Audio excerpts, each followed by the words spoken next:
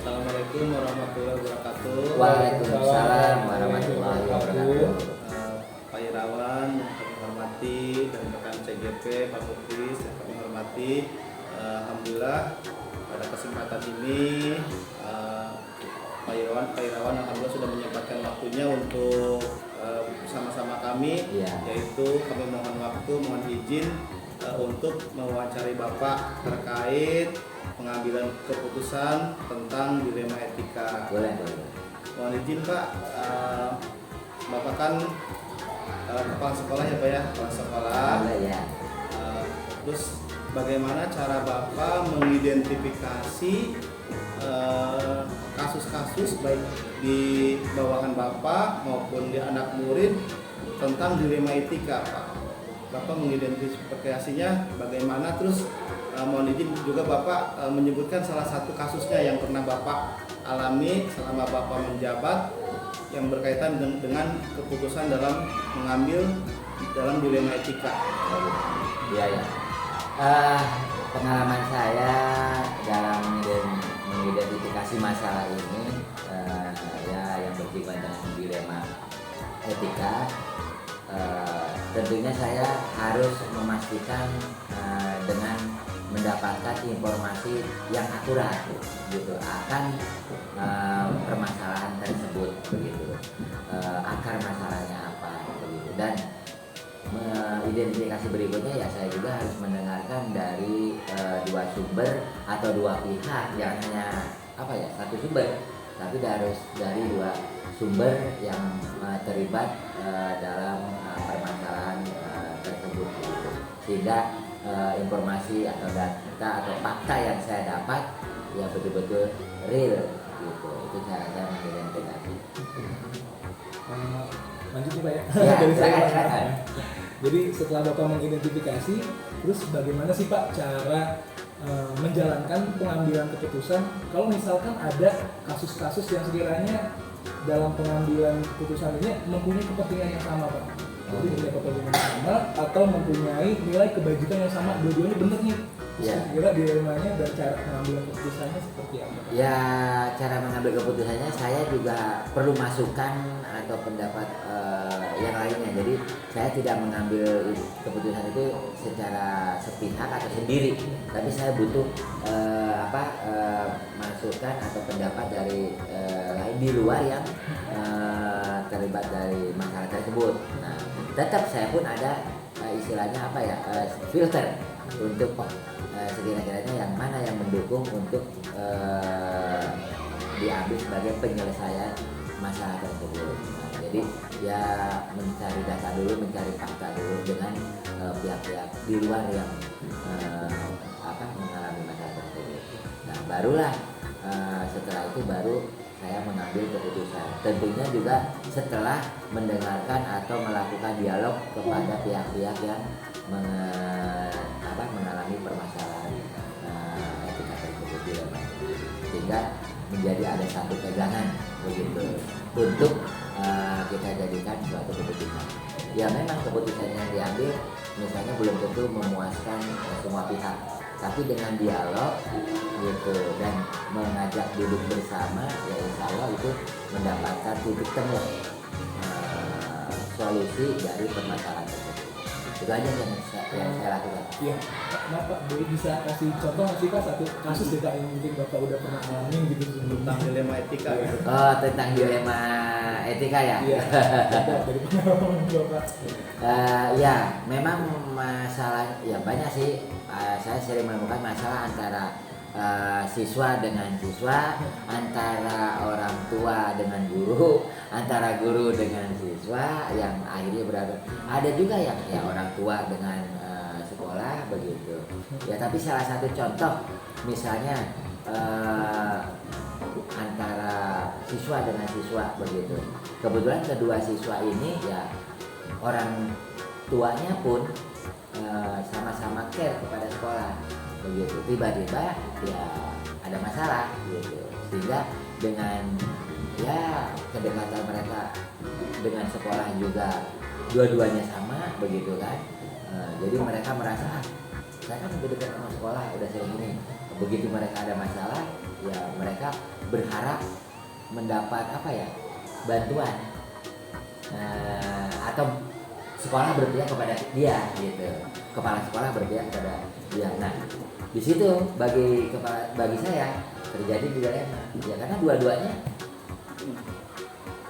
kepedulian terhadap sekolah ya apa, anaknya pun ya istilahnya menjadi apa ya, andalan terutama dalam hal lomba. Tapi ketika ada masalah dua ini, buat saya harus ya memang kalau kata orang ada kemudahan, tapi justru di situ sulit karena orang tua kembali ngotot merasa pengen mendapat apa perhatian sebetulnya gitu. Ya cuman saya kembali ke tadi untuk sebelum mengambil keputusan saya ajak dialog. Gitu. Tapi langkah-langkahnya pertama Bapak ajak Dialog dulu, ya duduk bersama, membicarakan permasalahan itu bersama. Walaupun ada prosedurnya, nggak langsung apa dua-duanya tapi harus satu-satu. Harus satu-satu, gitu ya kan. Hari ini dengan salah satu pihak, ya taruhkan sebenarnya pihak A, gitu. Dan setelah mendapatkan fakta, data yang memang dapat menjadikan masukan buat kita, berikutnya ya dengan pihak yang lainnya.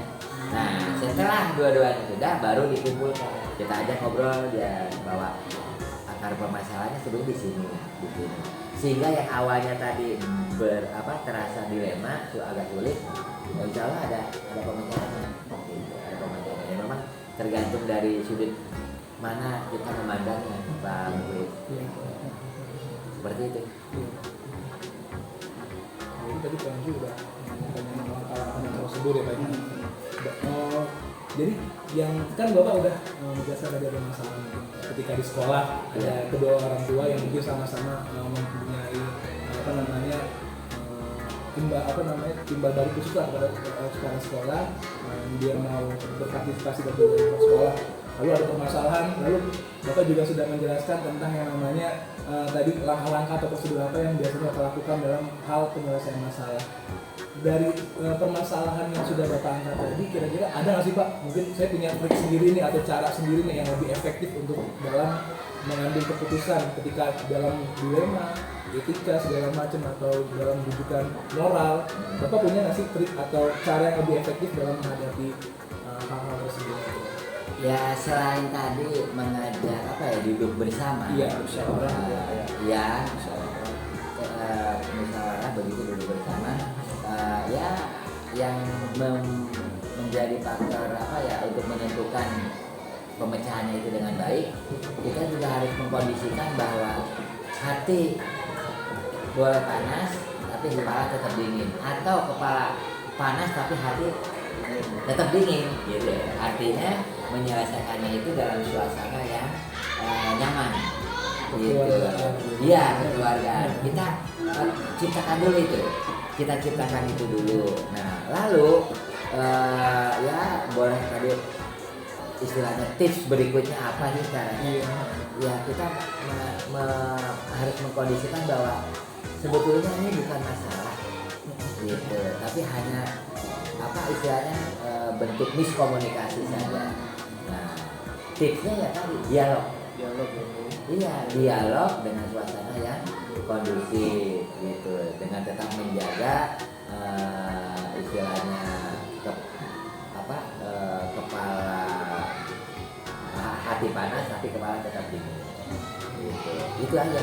Nah, juga yang perlu dipegang adalah kita menyelesaikan masalah tanpa memindahkan masalah. Kan ada orang menyelesaikan ini tapi masalahnya malah bergeser waktu gitu. Nah, itu pun juga harus kita jaga begitu. Jadi usahakan jangan sampai membicarakan itu ya melebar gitu. Dan tipsnya yang berikutnya ya kita jangan terbawa suasana batin atau emosional dari yang bermasalah tersebut, sehingga mempengaruhi kebijakan atau keputusan. Iya gitu. Kita ya istilahnya kita harus betul-betul berdiri netral gitu. tidak ada keberpihakan. Itu juga salah satu itu bagi kita. Kalau Bapak Pak dalam Iya. mengambil keputusan itu mengambil paradigma apa Pak? Apa taat sama peraturan atau ke belas kasihan atau terus unsur-unsur yang Bapak ambil itu ketika mengambil keputusan, apa unsur kebersamaannya, apa unsur belas kasihannya, atau unsur rasa adil? Dan Bapak lebih mengutamakan mana Pak kalau mengambil keputusan Pak? Ya, ya ini termasuk dilema juga kan. Nah, mau dilema karena kalau kita kaku, oh berdasarkan peraturan gitu, dengan istilahnya mengacukan yang lainnya juga nggak pas gitu. Atau sebaliknya gitu. Nah, saya ngambil istilahnya campuran mix, yang mana kita juga harus melihat ini lebih condong dari segi peraturan atau dari segi belas kasih atau apa. Tapi yang jelas kebijakan yang kita ambil itu disampaikannya juga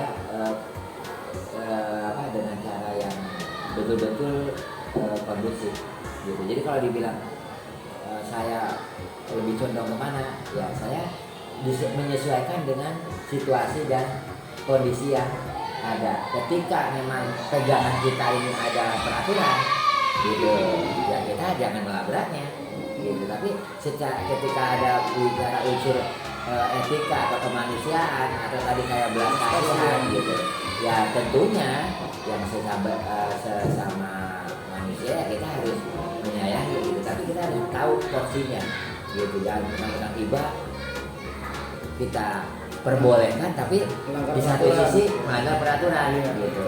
Ya artinya ya itu tadi kita ada di tengah-tengah gitu, tidak menabrak kedua-duanya begitu ya. Syukur-syukur ya harus ketemu dengan dua-duanya itu.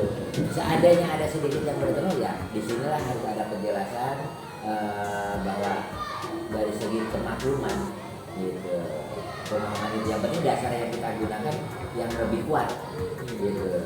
Jadi disesuaikan, difleksibelkan dengan situasinya. Oh masalahnya ternyata ini lebih banyak membutuhkan dilihat dari sudut pandang peraturan, ya pakai itu begitu, pakai itu. Nah, karena kita juga mengambil keputusan tentunya harus ada dasarnya dari mana payung hukumnya ya aturan tersebut gitu kan gitu. Tapi kalau penyelesaiannya ini secara kekeluargaan gitu kan, oh ini kita ambil saling memaafkan gitu, saling memaafkan, nah itu kan lebih lega gitu, lebih dan bisa juga begitu. Jadi kita fleksibel sesuai dengan situasi dan kondisi permasalahan yang dihadapi seperti itu.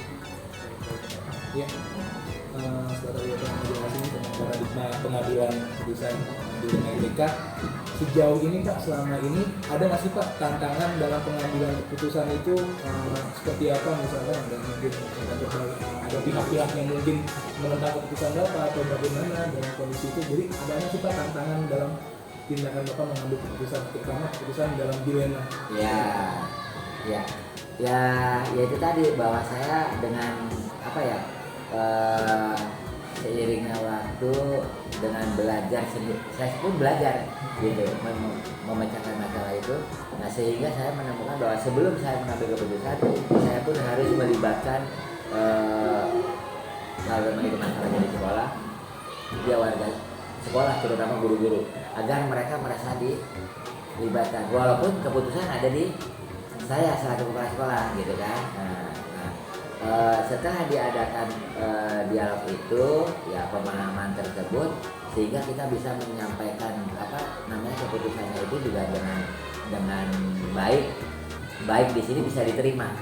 Nah di sini kita juga harus jeli, jangan sampai kita menentukan suatu keputusan tapi pada saat yang pihak yang bermasalah dalam hal ini kurang mendukung. Misalnya kalau istilahnya lagi bad moodnya lagi jelek, itu biasanya solusi pemecahan ada, tapi begitu kita sampaikan yang bermasalahnya itu lagi bad mood, susah untuk diterima. Makanya tadi kita ciptakan dulu suasana yang kondusif gitu. Yang jelas sebelum mengambil keputusan itu saya harus banyak menggali informasi atau fakta yang memang sebenarnya terjadi, dan bukan hanya dari satu pihak tapi dari kedua belah pihak, bahkan dari pihak-pihak yang memang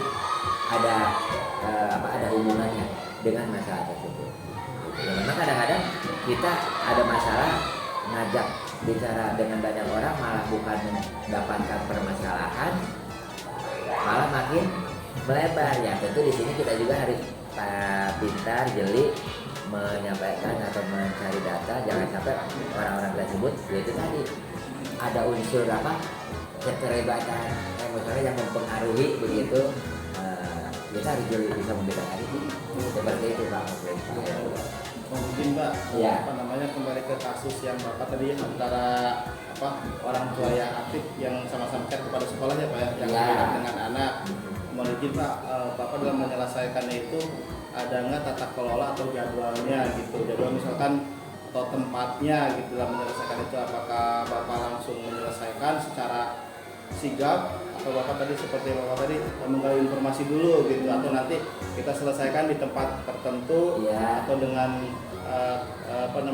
ketika bad mood atau dengan jadwal tertentu gitu Pak dalam menyelesaikannya, atau langsung Bapak tangani itu waktu itu Pak. Ya dalam menangani masalah itu kan ada yang istilahnya cepat, karena memang masalahnya juga ternyata bisa segera diselesaikan. Tapi ada juga masalah yang memang membutuhkan waktu dan proses begitu. Kita di sini cepet gitu, karena siapa sih yang mau lama-lama Punya masalah gitu kan. Nah, tapi kita juga harus bisa biar ini tidak melebar permasalahan tersebut. Kalau dibilang perlu nggak dibuatkan jadwalnya? Ya perlu. Cuman kan jadwal itu juga kan istilahnya relatif. Jangan sampai jadwalnya itu berlawanan. Iya, berlarut gitu.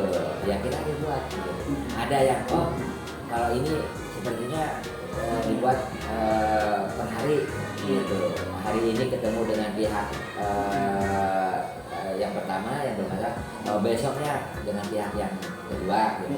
Atau kalau memang dua-duanya sudah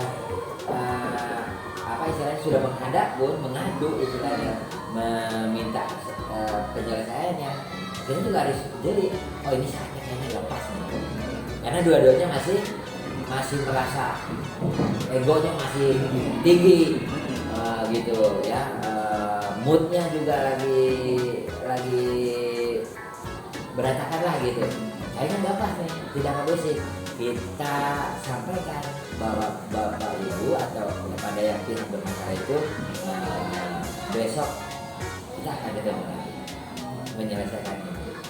Nah, sekarang bapak ibu atau ya kita beri pengarahan juga, tetap ada pengarahan, jangan dilepas begitu aja.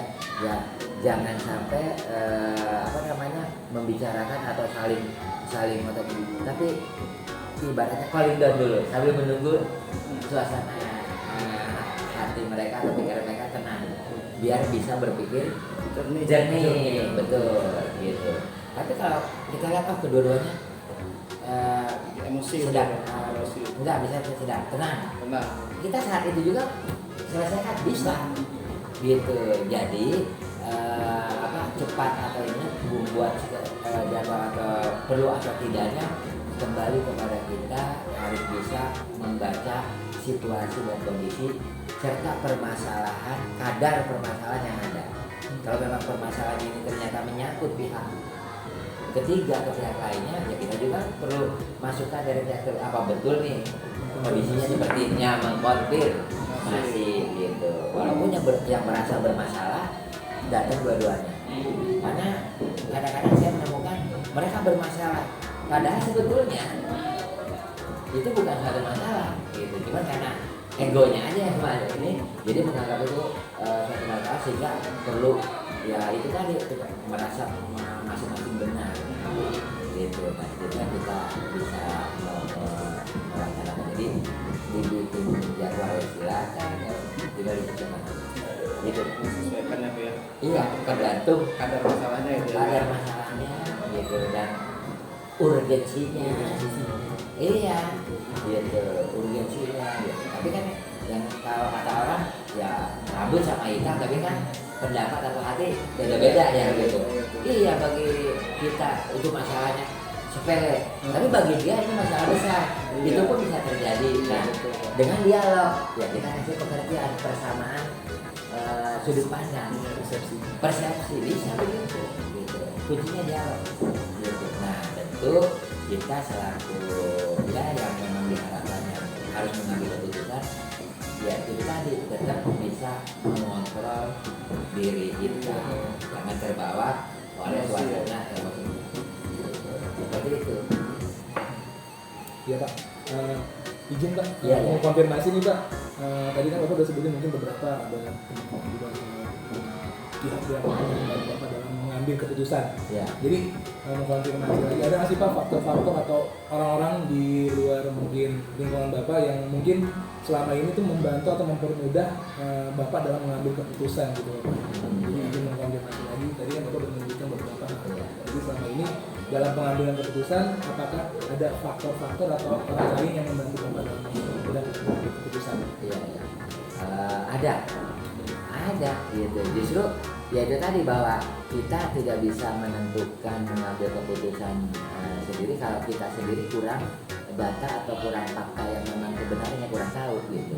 Tapi begitu kita mau menyampaikan keputusannya itu, oh, kayaknya nih cocoknya disampaikan oleh misalnya saya minta guru lain atau orang lain. Kenapa? Karena orang tersebut yang lebih mengenal lebih banyak lebih jauh tentang orang yang bermasalah tersebut gitu. Nah, kita libatkan dia gitu, kita ajak, tapi tetap kita tidak melepas diri aja, kita juga ajak gitu. Nah, barulah kita menyampaikan keputusannya didampingi orang yang memang ya yang bisa mendekatkan, punya hubungan menghadapkan gitu.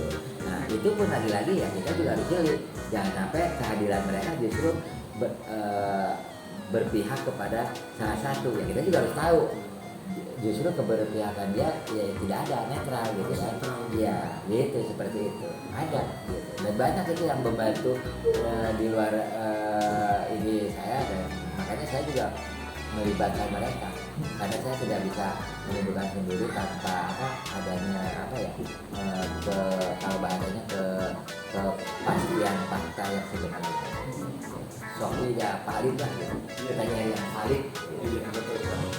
Alhamdulillah Pak, banyak sekali tadi yang Bapak sampaikan itu buat pengalaman pada kita Pak. Iya. Pengalaman kita dalam mengambil keputusan. Saya sama Pak Muklis belajar itu ya Pak ya.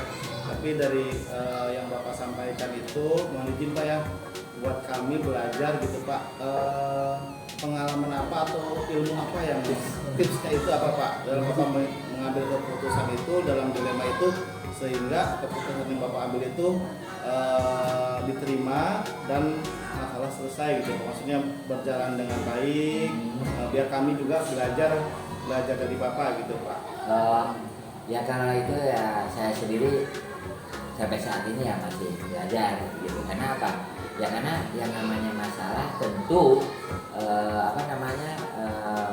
bisa mempengaruhi ya pikiran kita, kemudian semangat kita, mood kita gitu.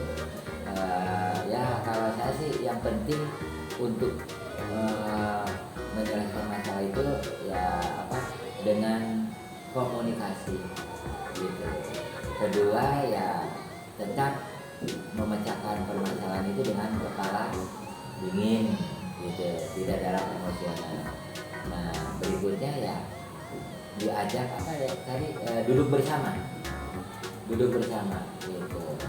Karena dengan duduk bersama, dialog bersama, insya Allah itu bisa mencairkan suasana begitu. Seperti itu. Dan ketika keputusan yang kita ambil yang paling penting juga harus dilandasi data dan fakta yang memang benar, yang ada payung hukumnya atau landasannya. Yang tadi Pak Hendy bilang secara aturan atau apa gitu. Yang penting kita ada satuannya, ada landasannya, ada dasarnya. Seperti itu. Alhamdulillah banyak sekali ilmu yang saya dapat Pak buat bekal saya dengan Pak Muklis sebagai guru penggerak, dan ini juga merupakan tugas ya Pak Muklis ya, tugas dari program guru penggerak di 3.1, dan pengalaman bagi kami juga, menambah wawasan juga apa yang Bapak sampaikan tadi dalam menyelesaikan masalah. Alhamdulillah, terima kasih Pak atas waktunya, sehingga kami punya gambaran ya Pak Muklis ya, punya gambaran buat ke depan dalam mengambil keputusan. Tadi kata Bapak dengan fakta-fakta, duduk bersama, terus ada landasan-landasannya juga dalam mengambil keputusan, komunikasi gitu ya Pak ya, itu agar semuanya berjalan dengan baik dalam yang diambil keputusan itu. Terima kasih Pak atas waktu dan kesempatannya. Sama-sama Pak Henry, saya juga terima kasih, saya juga belajar. Oh Pak Henry, Pak Muklis ternyata memiliki semangat yang yang perlu dicontoh. Begitu. Saya pun menjawab itu ya sesuai dengan pengalaman yang saya dapati. Karena kan kalau kata orang, pengalaman itu guru yang paling baik. Gitu. Dan sampai saat ini pun saya masih belajar. Gitu. Karena yang jelas yang namanya pengalaman itu pasti ada. Walaupun kita juga ya jangan sampai dihinggapi masalah terus. Makanya lakukanlah itu dengan dengan baik. Terima kasih. Terima kasih Pak atas waktunya. Terima kasih. Assalamualaikum. Waalaikumsalam warahmatullahi wabarakatuh.